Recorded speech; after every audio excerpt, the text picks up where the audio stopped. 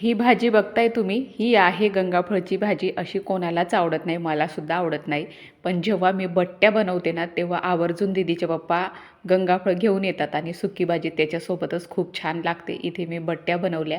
असं तर बट्ट्या चुलीमध्ये भाजूनच खूप छान होतात आणि त्याचं पीठ अजून तयार करायची प्रोसेस वेगळीच असते. त्याच्यामध्ये मका टाकला जातो, गहू आणि मग जिरं, काही धने असं टाकून मग दळून आणतात. तीच खरी बट्टीची चव असते. पण आता शॉर्टकट पद्धतीने खायचं मन झालं म्हणून मग असं थोडंसं गव्हाच्या पिठामध्येच ते सगळे मसाले टाकले आणि त्याच्यानंतर मग बट्ट्या बनवल्या. इथे इडली पात्रामध्येच मी वाफायला ठेवून घेतलेली आहे. तर पीठ मळताना मी काही शूट घेतलेलं नव्हतं, डायरेक्ट बनवताना दाखवलेलं आहे.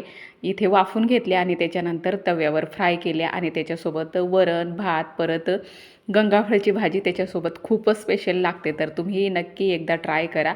लोखंडी तव्यावर बट्टी फ्राय केली ना तर खूपच मस्त अशी क्रिस्पी बनते. सगळ्या तळून घेतल्या, जेवण केलं. चला भेटूया पुढच्या व्हिडिओमध्ये. बाय.